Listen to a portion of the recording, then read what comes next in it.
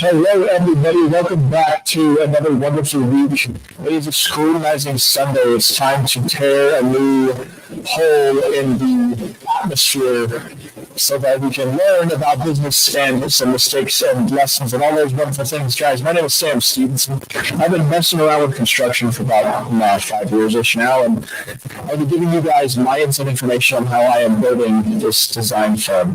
That is what I am going to do. Now, my background is in structural engineering, and so a little bit of this is going to be educating you guys on how I leverage those skills with the tools that I have available today, whether it's 3D printers or computers or whatnot, on how I use those things, and I generate economic energy with them, and that produces money, and we use money to do lots of other things. So I'm talking about by the end of the stream, hopefully you guys are going to understand some of the mistakes that I'm making along the way, learn some lessons from me, figure out what my strategy is to move forward, and we are going to figure out what I'm going to actually be doing. That's right, folks. Remember, if you don't do anything, you go nowhere. So if you have any questions or you want to make in the chats, feel free to throw them in the chat. I'm doing this live so that you can comment and do stuff like that. Thank you. Centurion, 54X. Audio's a little funny. Let me try this. Thanks for the feedback.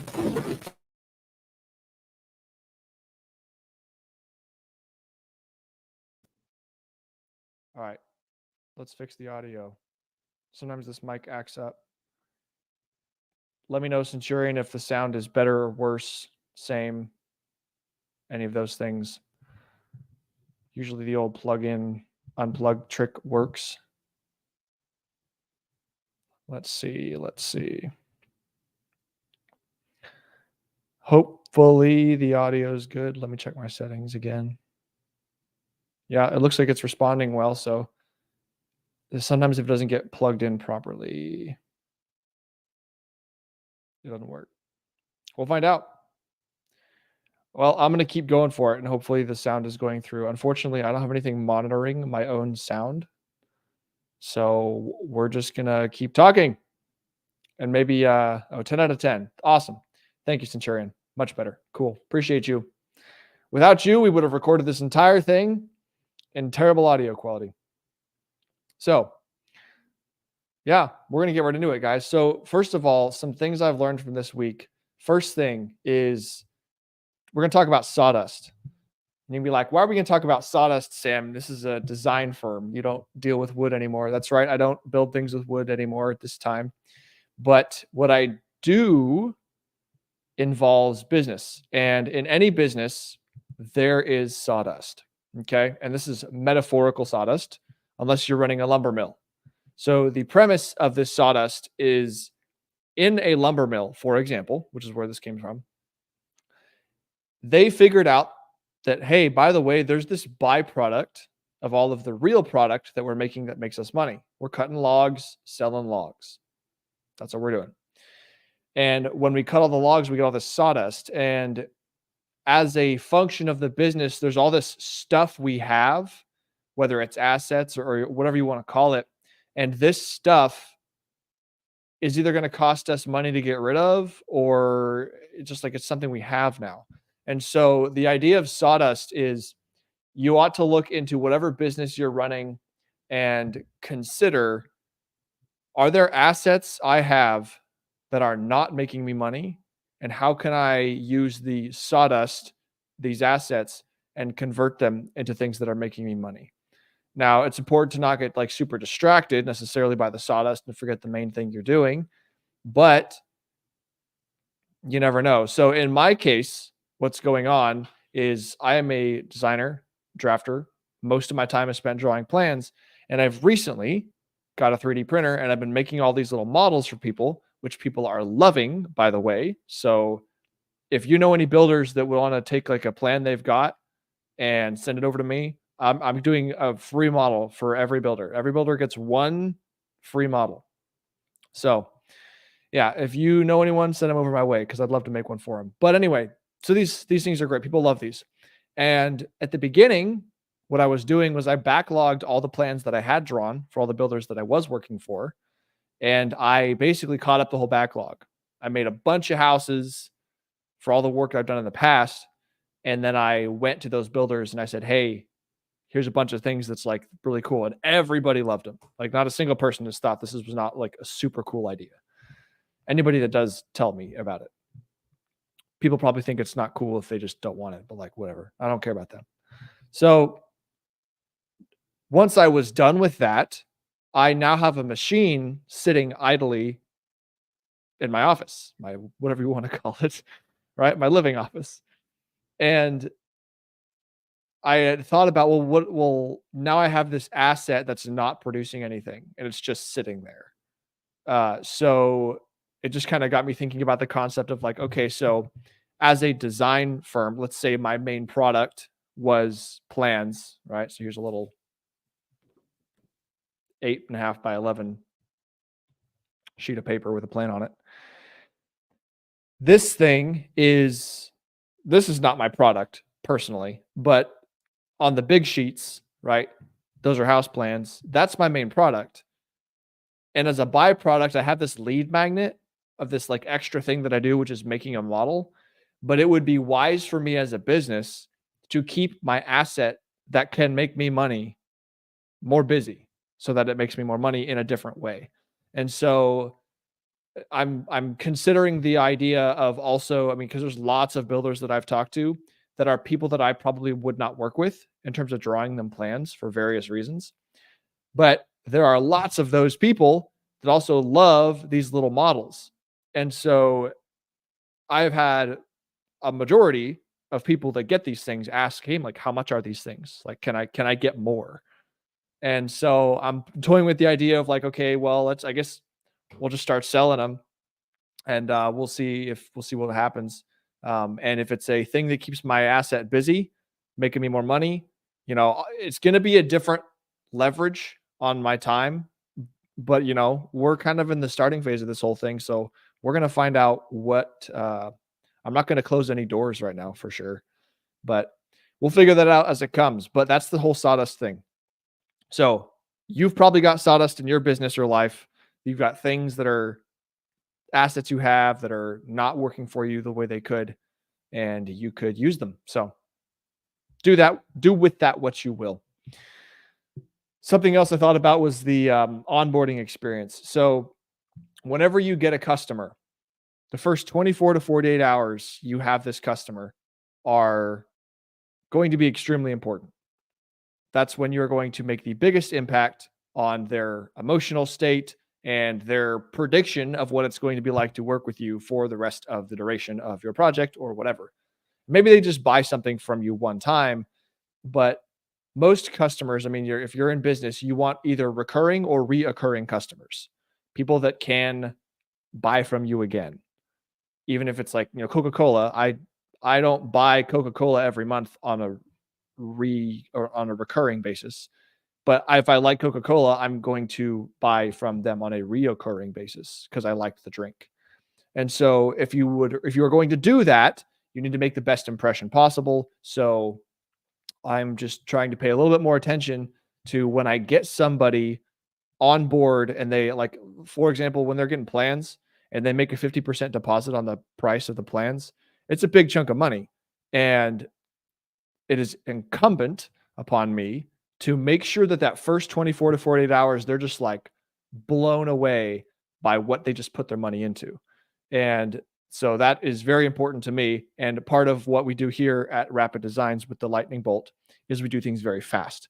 And so I try to make a very consistent point of when somebody pays or orders or starts something, that they're already getting a win within 24 to 48 hours. And frequently that means they're getting a model plan or they're getting a plan back. They're getting something. They're actually getting a product from me within 24 to 48 hours. It may not be the completed product, but it's like the next thing we need to work on together in a meeting or something like that. And that is extremely important. Especially for when you're claiming speed, because most designers, most draftsmen, if you send them something that you need, it'll be a week, it'll be 2 weeks, 3 weeks, like depending on how busy they are. And they all like prioritize things differently. So it's going to be my job to juggle the speed and all that as this scales. But that's the onboarding thing. Got to keep track of that. Okay. Oh, I did make a mistake. I definitely made a mistake this last week. So these are hands, and because I'm a human being, these hands are naturally oily. One of the things that I learned on my 3D printer is, for those that don't know, there is a metal plate that magnetizes to the bottom of the print bed, and you print something out on the plate, and then you can pull the plate off and like get the stuff off the plate somewhere else. So this is like metal plate that you can move around. I should have grabbed it, but basically, it's got a special texture, a special plastic coating on it, and it's designed for the parts to stick to it very well. And if you get human body oils all over the plate, they won't stick. Like the parts will not stick to the plate. When the printer is extruding plastic out onto the plate, it'll just like fly right off and stay stuck and make a huge mess. And so I had a very stressful day the other day because I was trying to print, actually, it was this one in particular. I was trying to print this guy, and it was a 3-story house, one of the more complicated ones, and I just could not get this thing to print right. I spent all day on this thing, and I got to the point where, because I've been printing so many of these things that like you pretty much just hit print and like walk away and you're good, assuming you've set up the file correctly. And on this one, it's just not working. And so I got to the point where I just turned it on and I sat and I watched it until like it just started the whole process. So that is what I chose to do. And sure enough, I found out that when it was trying to start, like, so when you see something like this, most of the walls are connected. They're all lines, but there are portions where there's like doorways and stuff where there's actually just like a little speck or a little spot that's disconnected from everything else on the plan. And if it doesn't stick well to the plate right there, it's going to knock that piece off the plate and it's going to drag it around and like make a mess of everything else. And so also, as soon as you lose that piece, it's going to think the piece is there and it's going to continue printing on air, and which is going to make a mess all over everything else. So it's like your whole print is messed up as soon as that happens. So figured that out, and I was like, okay, stuff's not sticking to the plate. That sucks. What do I do about it? So I just Googled it, and sure enough, it says, yeah, you probably have a buildup of like you've been touching the plate and stuff. So just take some rubbing alcohol wipes or whatever, just like clean it off real good a few times, and you'll be good. Sure enough, I did that, and it worked pretty good. I would not say that it's been performing as new, but it's also double-sided, so I can flip it over at some point and use the other side, I believe. So I'll deal with that, but like it's working great for now. I don't think they're very expensive from Bamboo Lab, so I might just get more and keep that tackiness. I don't know. We'll see. But that was a problem I encountered. So I am now much more careful keeping my fingers off the plate itself when I'm moving parts. And I wanted to share with you a special tool that I have that helps me scrape parts off the plate. It's got a nice sharp plastic edge and it helps me pop things right off super easy. And I want to specifically say that you could probably buy special plastic scrapers like this for, a few bucks online or whatever. But I was in Walmart, and this is actually a spatula. It's not a spatula. What'd you call that? Like a flipper, you cook with. And I was like, hey, that'll work. And it's like 97 cents and it's cheap and it's right here right now. Great. So I like cut the rest of the spatula off, and that is what I used. So we tried to use the most logistically convenient thing at the best price, and that's what we used. Got a question here from Centurion. How long does it take to make the 3D models? It would be cool to see a video on one being made. You know what? There's nothing really stopping me from getting a time lapse or something. There's a camera inside the machine, but the quality is butthole. So I'll tell you what, Centurion, what I will do is let's see. I want to think about a scalable, approachable way to do this for you.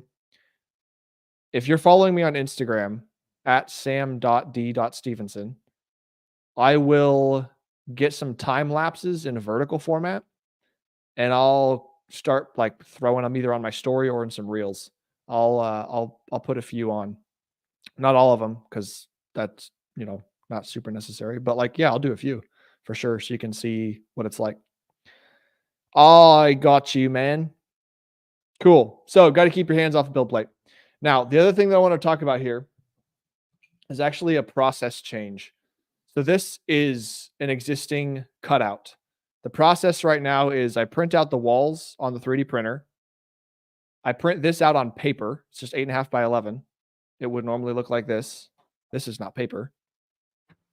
And then I take that paper and I laminate it because I was like, just thinking about, okay, well, I want it to be a little stiffer and I want it to be resilient to like, bending and I want it to last a while. Laminating paper is good for that, right? So I did that. And that's been the case for every single model so far. But I have recently been dealing with the issue that when I super glue the model walls down to these, see how it's reflective? That's like sort of annoying when I'm trying to like look at what I'm gluing in the lighting, but also the glue does not stick to laminate for whatever reason. It does. It does until it doesn't. And then when it doesn't, it's like, oh, it's totally off. So I decided, and also as I'm doing all this, I'm imagining scale, and I'm actually a manufacturing engineer. Turns out, surprise. And so I know lots about 3D printing and manufacturing things. Lots. I know enough to get myself in trouble. I went to college for it, and so I learned almost nothing. I mean, I learned a lot, but like effectively nothing. Anyway, so I'm constantly thinking about automation because at scale, like I learned a lot about coding and programming and automation and robotics and this, that, and the other. So microcontrollers and all these things. And so right now, my process is print paper, laminate it, glue it onto this thing. If I instead took this material, which is cardstock, which happens to be 9 mil thickness, and this is a 5 mil laminate. So when you add the paper, it's probably close to 9 mil. So these are effectively the same thickness, which in terms of sturdiness is what I cared about. Okay. So they're both pretty sturdy. I can print this cardstock straight out of my printer. And now I've got the whole thing on here. I got to cut it out with scissors still. At some point, I'm going to get a machine to cut these out if I do a lot of them. But scissors are fine for now. And so I cut these out with scissors. And now it's the thickness. It's got a matte finish. And I'm going to assume, because I haven't tested it yet, this is going to stick with super glue way better. So if the super glue bonds to my PLA plastic that I've printed well, and then it's going to bond with paper well, these are going to be much more robust in terms of peeling off from each other. So plus I don't have to buy laminated sheets of paper or laminated sheets of plastic and all that stuff and like laminate the whole process. And like, okay, well now I have a laminator. Great. If you want a laminator, let me know. It's probably cheaper to throw it away than ship it to anybody. But hey, that is what I'm going to switch to. So that's coming up. That's an improvement. Make me faster, make product cheaper, or make me more money. Either way, depends on how I do it. But improvements are always good. Okay, so that is what I've learned over the past week. And the way we're going with acquisition right now, folks, is this. We're right now phase 1 Texas, okay? And I have decided over this last week, because I got to the point where I had called not all of the builders in Texas, but I had almost exhausted all of the builders associations in Texas. I definitely got all the central area and then the big metropolitan areas.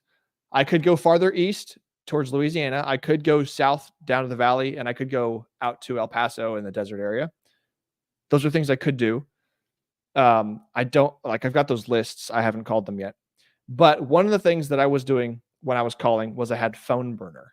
And I highly recommend Phone Burner if you're going to do outbound cold calling.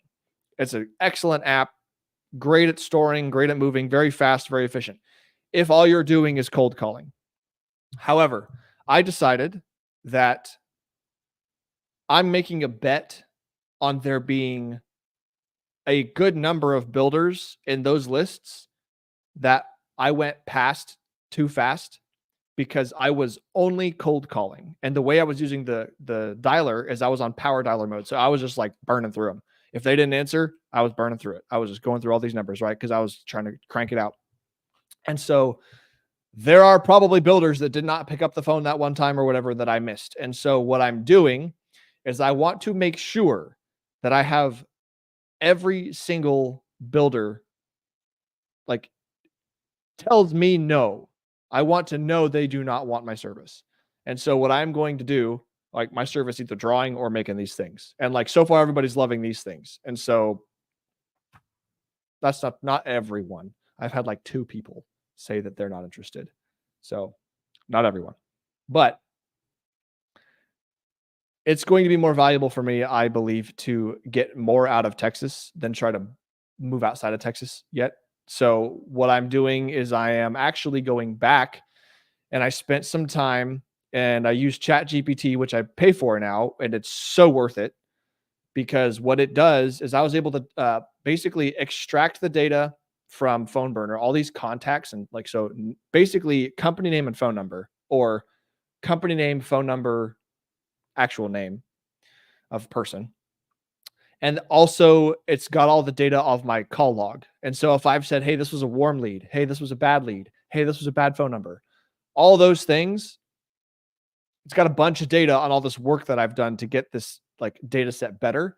And I can export and download all that out of phone burner into CSV files, comma separated value files, right? Basically Excel worksheets, if you want to think about it that way. And so I took all that data and I said, okay, the ones that were like bad numbers or whatever, like I don't know, I could care less about. But what I want to do is I have this big list and I have not extracted all the value out of this list that I possibly could. And so I'm going to do that. And so I went to ChatGPT and I said, hey, take these lists. And I just like cleaned up the data for like an hour because there's all kinds of extra information in there. And so I was using chat. It was amazing because the way it exported the data was I had dial session data by phone number, and I also had the contacts by phone number. And so there were like, let's say a builder happens on this list and on this list, and they have like different pieces of data. I was able to use ChatGPT and tell it to combine the data, give me one Excel file. It was amazing. So 10 out of 10 recommend ChatGPT for those that want to speed up their work processing data. So did that, finally got an upload list. I took all those contacts and I moved them into ClickUp, which is my project management software that I use to manage all of these things. All of the work that I do is managed in ClickUp. So I can keep track of all these projects. So I can also basically I can manage my leads now in ClickUp as well. And so I took myself out of phone burner. I canceled phone burner because it's also somewhat expensive per month. It was like, I want to say 20%. It was like 20, 30% of my like business operating expenses for the month. It was a considerable chunk. So I took that out, which allows me to move a little bit easier. But so now what I'm doing is every single lead, it's Sunday. So I'm not calling people on weekends because my pickup rate's terrible when I do that on weekends.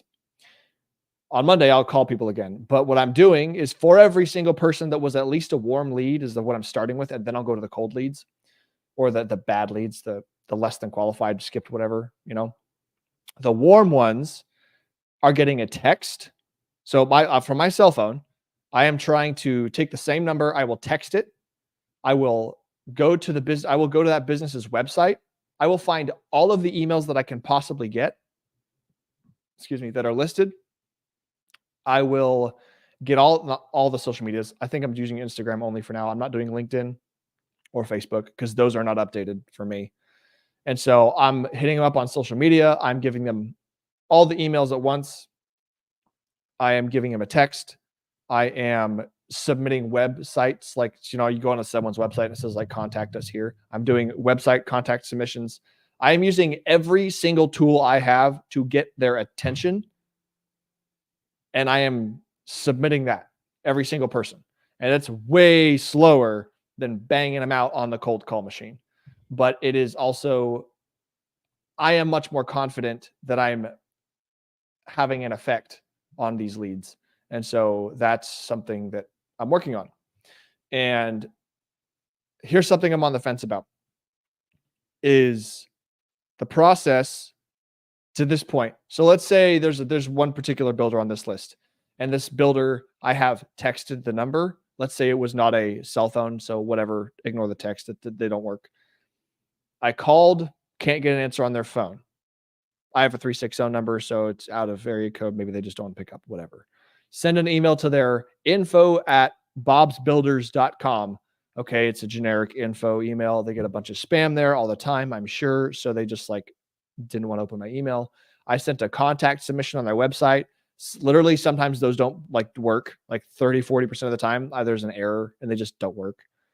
Like aside from sending them a letter in the mail, which actually is something I could do, but that would get prohibitively expensive if I was actually sending them the models. And so what I am considering doing is for after I comb through this for like a week or two, if I'm still not getting through to people, I am considering making physical visits. So I'll like miss one city at a time. Let's go to Houston. What is my list of people that are left over where I have an actual physical address I can go see and talk to someone? And I'm going to bring a bunch of these with me and my plans and like everything I could possibly show them. And I will just show up in person and be like, hey, I'm real. Speak to me now.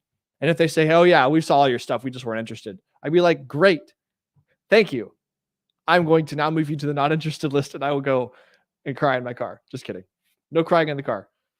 But I'm considering doing that. Now, the drawback to doing that, like strategy wise, is exactly that situation. It's like if a business has a terrible inbound system such that nobody can get a hold of them, then they suck. Or they just don't care about the people that are coming in inbound. That's a possibility. Maybe they only work outbound. Fine.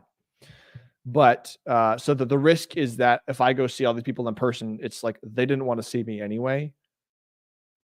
You know, it's a mental game as well, because I might have something really cool and there's just so many barriers and so many people trying to get a hold of them online and whatnot that they will just not like, they're just not going to end up considering it because they don't have the time or whatever. And if it was put in their face in person, it could win them over. So that's the trade-off. So I'm going to deal with that when I get to it. We're going to find out. That's also very time expensive and gas. Like, obviously I got to drive there, but like that's a high opportunity cost. So I better have some good audiobooks because that's a lot of driving around. But we'll see. One thing at a time. More efficient now to just do it all out of a computer in one office. Let's try that first. So that's where we're at. I recently had somebody who just got a free 3D model and they were like, hey, like, can you put the roof on this thing? And I was like, yes, yes, I can. And they're like, awesome. How much would that cost? And I was like, it's free, because I don't even know if I could do it. And so what I did was I figured it out, but it took me almost an entire day to figure out how to get this was a very simple roof shape. It was like a hip roof on top of walls, not complicated. There was no angular projections and crazy stuff. Awesome. We got Mr. Wyatt. Bro, having a party for my birthday, but wanted to check in. Happy birthday, Mr. Wyatt. Thank you for checking in on your birthday. Awesome. I love the support. The models are looking great. Keep it up. Thanks, man. We will keep it up. And I hope you have a great birthday. Thank you for coming on and supporting the channel. Appreciate it. So, I don't know what I was talking about. Oh, roof. So yeah, figured out how to 3D print roofs.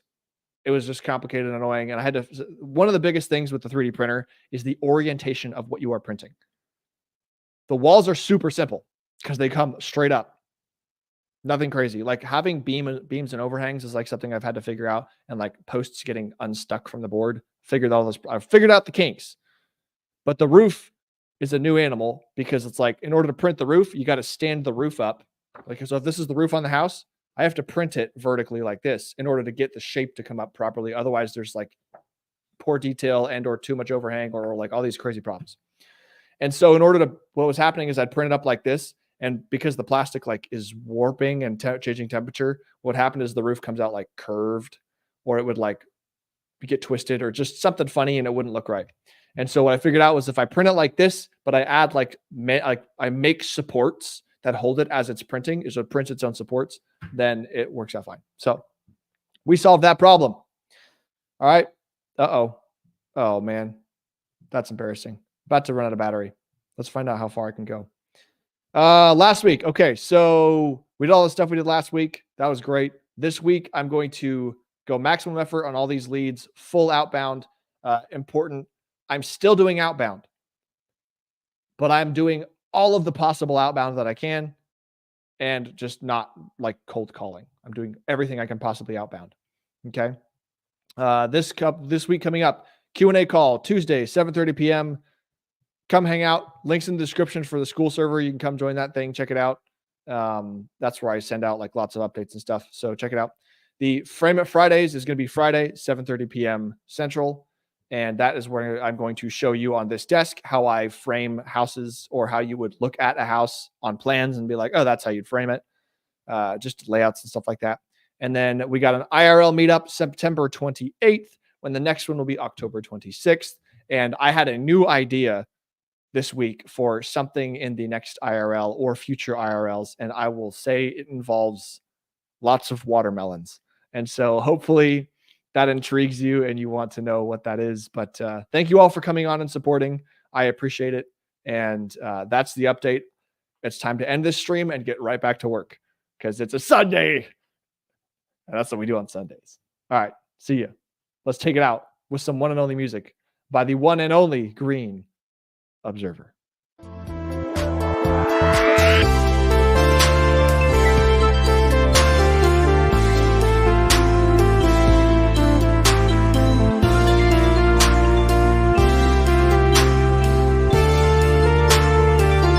That's the code.